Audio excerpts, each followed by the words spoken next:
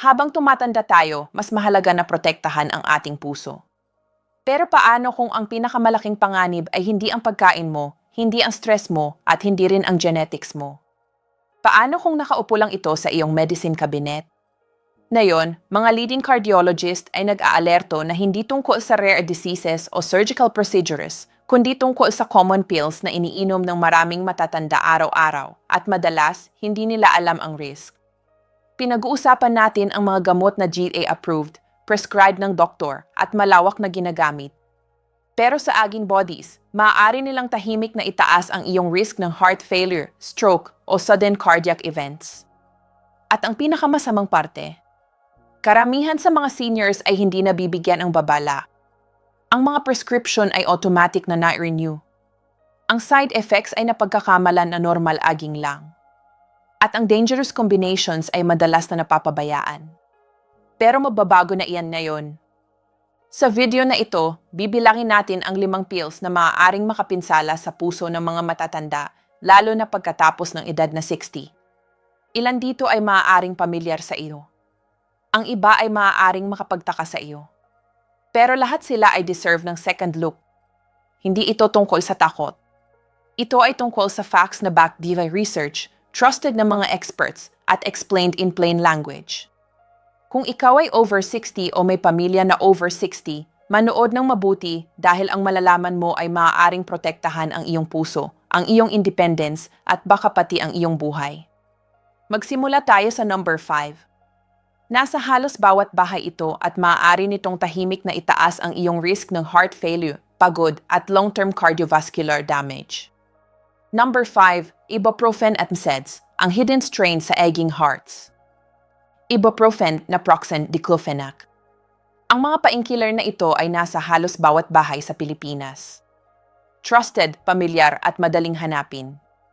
Kapag sumakit ang arthritis, masakit ang likod o matagal na sakit ng ulo, karamihan ay umiinom nito ng walang pag-aalinlangan. Pero pagkatapos ng 60, ang mga common pills na ito ay maaaring tahimik na maging serious risk sa iyong puso. Ang NSAIDs o non-steroidal anti-inflammatory drugs ay hindi lang nakakapagpagaling ng sakit. Nakakaapekto rin sila sa kung paano ang iyong kidneys ay nag-manage ng salt at water. Sa mga mas bata, usually ay nag-adjust ang katawan. Pero habang tumatanda, natural na bumababa ang kidney function kahit normal ang lab results. Ang pagbaba na iyan ay nangangahulugan na ang iyong katawan ay magsisimulang mag-retain ng extra fluid. Maaaring mapansin mo ang namumulas na ankles, mas tight ang sapatos, o mabigat na pakiramdam sa iyong legs. Maaaring mas pagod ka sa dulo ng araw. Ang mga symptoms na ito ay madalas na napagkakamalan na aging lang, pero sa maraming kaso, ito ay mga warning signs. Ang fluid retention ay nagpapataas ng workload sa iyong puso.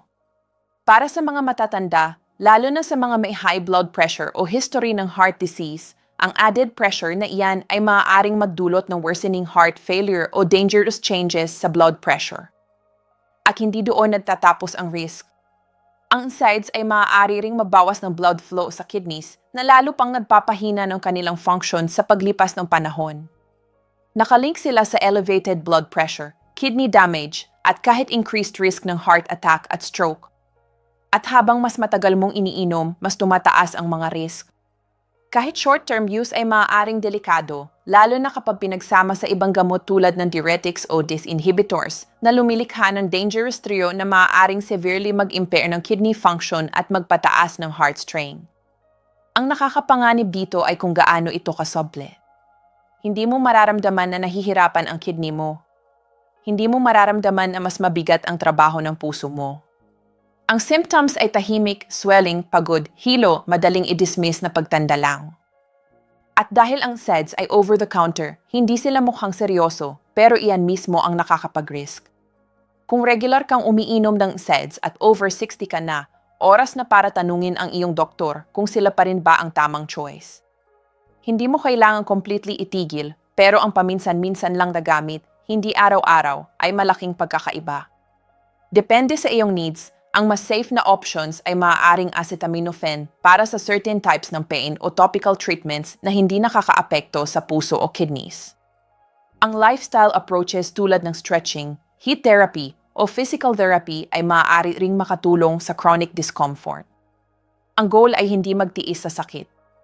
Ang goal ay gamutin ang sakit nang hindi lumilikha ng mas malaking problema. Dahil para sa mga matatanda, ang SEDS ay mukhang harmless pero maaaring tahimik na nakakapanganib sa iyong puso. Ngayon, tayo naman sa number 4. Hindi ito painkiller. Hindi para sa joints o likod mo. Ito ay madalas na prescribed para makatulog ka o para kalmado ang anxious thoughts mo. Pero para sa mga matatanda, maaari nitong dahan-dahang nakawin ang iyong clarity, ang iyong balance, at ang iyong independence. Number 4, benzodiazepines, ang sleep aid na maaaring magnakaw ng iyong stability. Kung nahirapan ka ng makatulog, manatiling natulog, o kalmado ang racing thoughts, maaaring na-prescribe ang doktor mo ng tulad ng lorazepam, diazepam, o clonazepam. Ang mga gamot na ito ay kabilang sa class na tinatawag na benzodiazepines. At para sa maraming matatanda, parang lifeline ang pakiramdam. Isang pill na tumutulong sa iyo na makatulog buong gabi. Isang pill na nag-aalis ng anxiety. Isang pill na tumutulong sa iyo na makaramdam ng normal ulit. Pero paano kung ang pill na iyan ay tahimik ding nagpapataas ng iyong risk ng falls, confusion, o kahit long-term cognitive decline? Ang benzodiazepines ay gumagana sa pamamagitan ng pagbaga ng activity sa brain at nervous system. Kaya ka nakakaramdam ng calm, sleepy, o less anxious. Pero sa mga matatanda, ang effect na iyan ay maaaring lumampas. Ang mga gamot na ito ay hindi lang nagre-relax ng iyong brain, binabagalan din nila ang reaction time, muscle control, at balance. Ang combination na iyan ay nagpapataas ng risk ng falls, lalo na sa gabi kapag ang grogginess ay nasa peak. At ang falls ay hindi minor accident sa edad na ito. Isa sila sa mga leading causes ng injury, hospitalization, at loss of independence sa seniors. Pero mas malalim pa ang panganib. Ang benzodiazepines ay nakalink din sa memory issues, mental fog, at kahit higher risk ng dementia kapag long-term ang gamit. Ang madalas na nagsisimula bilang mild forgetfulness o difficulty concentrating ay maaaring unti-unting lumala at karamihan ay hindi ito na-trace sa medication. At mayroon pang issue ng dependence. Ang iyong katawan ay nag-adjust sa benzodiazepines sa paglipas ng panahon. Maaaring kailangan mo ng mas marami para sa same effect. At ang biglang pagtigil ay maaaring mag-trigger na withdrawal na may symptoms tulad ng anxiety, insomnia, restlessness, o kahit tremors. Nagiging cycle na. Kailangan mo ng pill para makatulog, pero ang pill ay maaaring dahan-dahang sinisira ang clarity at stability na dapat ay sinusuportahan ng tulog. Kaya ano ang dapat mong gawin? Una, huwag magpanik at huwag biglang itigil ang medication. Maaari itong delikado. Kung umiinom ka ng benzodiazepine, makipag-usap sa iyong doktor. Maaari nilang suggest ang slow, supervised taper o mag-explore ng mas safe na alternatives na walang same risks. May non-drug therapies na gumagana. Ang cognitive behavioral therapy para sa insomnia ay isa sa pinaka-effective na treatments para sa chronic sleep issues at walang side effects.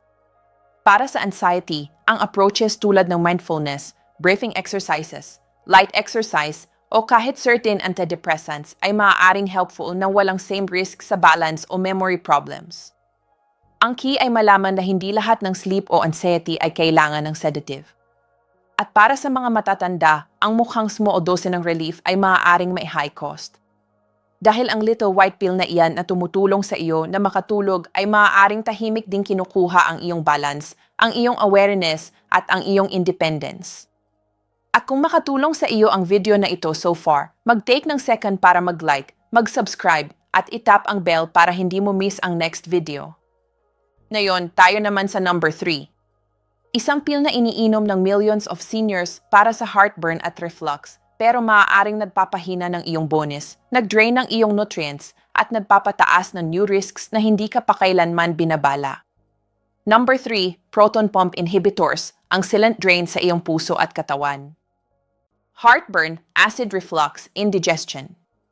Mas common sila habang tumatanda. At para sa maraming tao, ang solusyon ay dumating sa form ng isang little pill. Omeprazole, pantoprazole, esomeprazole, kilala bilang proton pump inhibitors o PIS. Ang mga medication na ito ay gumagana sa pamamagitan ng pagbawas ng stomach acid. At para sa short-term relief, parang milagro ang pakiramdam. Wala nang sunog sa dibdib, wala nang asim na lasa, wala nang sakit pagkatapos kumain. Isang pill lang araw-araw at nawawala ang discomfort. Pero narito ang parte na hindi naririnig ng karamihan. Ang mga pills na ito ay hindi dapat gamitin ng long term, lalo na sa mga matatanda. Millions of seniors ang umiinom ng pills araw-araw ng mga buwan, minsan taon, nang hindi kailanman nag-reevaluate kung kailangan pa ba nila. At sa paglipas ng panahon, ang tahimik na routine na iyan ay maaaring may serious consequences. Ang ilan ay direktang nakakaapekto sa iyong puso, sa iyong bones, at sa iyong overall strength. Isa sa pinaka-overlooked na effects ng pills ay kung paano nila ginugulo ang nutrient absorption. Ang stomach acid ay hindi lang nandoon para magdulot ng discomfort. Tumutulong ito sa iyong katawan na mag-absorb ng key minerals tulad ng calcium, magnesium, at iron. Kapag masyadong mababa ang acid levels ng matagal, ang nutrients na iyan ay hindi na-absorb ng maayos. Ang low calcium ay nangangahulugan ng weaker bones. Sa mga matatanda, ang ibig sabihin ay higher risk ng fractures, lalo na hip fractures, na maaaring life-altering. At hindi tumigil doon. Ang magnesium deficiency, na mas common sa long-term DHA users, ay maaaring makaapekto sa iyong heart, frikideth, magdulot ng muscle cramps, o kahit hilo at pagod. Ang low iron at vitamin B12 ay maaaring magdulot ng anemia, nerve problems, o mental fog. Lahat ng issues na mukhang natural aging, pero maaaring related sa medication. At mayroon pang immune system. Ang stomach acid ay may role sa pagprotekta sa iyo mula sa harmful bacteria. Kapag masyadong mababa ito ng matagal, ang iyong katawan ay mas vulnerable, lalo na sa infections tulad ng E. diff, isang gut infection na maaaring magdulot ng severe diarrhea at dehydration, lalo na sa mga matatanda. Ang ilang studies ay nag-link pa ng long-term DHA use sa higher risks ng kidney disease, dementia, at cardiovascular problems, kahit na may more research pa na kailangan sa areas na iyan. Pero ang pattern ay malinaw. Habang mas matagal mong iniinom ang mga medication na ito nang walang review sa iyong need para sa kanila, mas nagsisimula ng lumampas ang risks kaysa benefits. Hindi ibig sabihin na masama ang pills. Effective sila at sa maraming kaso, kailangan sila, lalo na during active ulcer, esophagitis, o certain stomach conditions. Pero ang dapat na temporary treatment ay madalas na nagiging permanent habit. Kung umiinom ka ng ESA ng more than a few months, worth it na makipag-usap sa iyong doktor. Maaaring kailangan mo pa rin o maaaring hindi na. Ang ilang tao ay maaaring lumipat sa lower doses, uminom ng medication kapag may symptoms lang o mag-taper off entirely under medical supervision. Dahil minsan ang relief na yon ay hindi dapat nagkakahalaga ng iyong strength, balance at resilience bukas. Ngayon, tayo naman sa number 2. Isang medication na dapat ay nagpoprotekta sa iyong puso, pero sa maling dose o combination ay maaaring talagang nilalagay ito sa panganib. Number 2, heart and blood pressure medications kapag ang cure ay nagiging risk. Kapag iniisip natin ang medications na nakakasama sa puso, ang blood pressure pills ay usually hindi pumapasok sa isip. Sa katunayan, dapat silang magprotekta para ibaba ang pressure, bawasan ang strain, at tulungan ang puso na gumana ng mas efficiently. At para sa millions of older adults, ang mga medication na ito ay essential. Pero narito ang uncomfortable truth. Ang same medications na prescribed para protektahan ang iyong puso ay maaari ring ilagay ito sa risk, lalo na kung masyadong strong ang dose, masyadong complex ang combination, o nagbago na ang katawan mula noong naisulat ang prescription. Magsimula tayo sa diuretics, madalas na tinatawag na water pills. Ang mga medication na ito ay tumutulong sa katawan na maglabas ng excess fluid at salt. Commonly ginagamit sila para sa high blood pressure o heart failure. Pero sa mga matatanda, maaari silang magdulot ng dehydration, low potassium, sodium imbalance at hilo. Ang pagod, lightheaded na pakiramdam kapag tumayo ka. Maaaring hindi ito aging. Maaaring ang water pill mo ang sobrang kumuha mula sa iyong system. Mayroon pang calcium channel blockers na nagre-relax ng blood vessels para bawasan ang pressure. Pero sa ilang seniors, nagdudulot sila ng swelling sa legs at ankles, sobrang pagbagal ng heart rate o pagod at brain fog. Ang beta blockers, isa pang common class ng heart medication, ay maaari ring tricky. Binabagalan nila ang heart rate na helpful pero minsan sobra. Maaari itong magdulot ng shortness of breath, cold extremities, at reduced exercise tolerance. Sa mga taong may diabetes, ang beta blockers ay maaaring magtago ng signs ng low blood sugar na lumilikha ng hidden danger. Ang totoo, ang katawan ay dramatically nababago habang tumatanda. Ang blood vessels ay tumitgas. Ang kidneys ay mas mabagal mag-filter. Ang paraan ng katawan mo sa paghandle ng salt, water, at pressure ay nagbabago na nangangahulugan na ang dose na gumana ng mabuti sa 55 ay maaaring masyadong marami na sa 75. At hindi lang ito tungkol sa isang pill. Maraming matatanda ang nakaprescribe ng multiple heart medications. Isang beta blocker, isang diuretic, something para sa orecidad, something para sa cholesterol, at ang combination ay maaaring tahimik na mabigatan ang system. Ito ang tinatawag na polypharmacy at incredibly common ito sa seniors. Isang medication ay humahantong sa isa pa para i-balance ang side effects at bago mo malaman, ang katawan ay juggling na ng 6 o 7 prescriptions at once. Nagsisimula kang makaramdam ng off, foggy, wake, less steady sa iyong feet. Maaaring isipin mo na aging. Pero sa maraming kaso, medication overload ito. At kapag ang heart medications ay nagsisimulang makagambala sa balance, kidney function o energy levels, ang risk ng hospitalization ay tumataas hindi dahil sa heart condition, kundi dahil sa kung paano ito na-treat. Ngayon, para maging clear, ang mga medication na ito ay maaaring life-saving, pero kailangan nilang regular na i-reevaluate, hindi lang i-renew out of habit. Ang goal ay hindi lang kontrolin ang number sa chart. Ang tunay na goal ay tulungan kang manatiling sharp, steady, mobile, at independent. Kung ikaw o ang mahal mo sa buhay ay over 60 at umiinom ng multiple medications para sa blood pressure o heart disease, tanungin, tama pa ba ang doses? Gumagana ba sila ng magkasama o against each other? Dahil ang tamang heart medication ay maaaring iligtas ang iyong buhay, pero ang maling combination ay maaaring tahimik nitong nakawin peace gives peace. Ngayon, oras na para sa number 1, ang most dangerous pill of all. Hindi dahil sa kung ano ito, kundi dahil sa kung ilan ang iyong iniinom. Number 1, polypharmacy. Ang most dangerous pill ay all of them. Kung may isang pill na nag-pose ng greatest risk sa mga matatanda, hindi ito isang pill lang. Ang combination. Ang polypharmacy, ang term para sa pag-inom ng 5 o higit pang medications at once, ay naging isa sa pinaka-dangerous at overlooked na threats sa senior health. At shockingly common ito. Sa katunayan, ang studies ay nagpapakita na halos kalahati ng lahat ng adults over 65 ay umiinom ng 5 o higit pang medications araw-araw. Marami ang umiinom ng mas marami pa.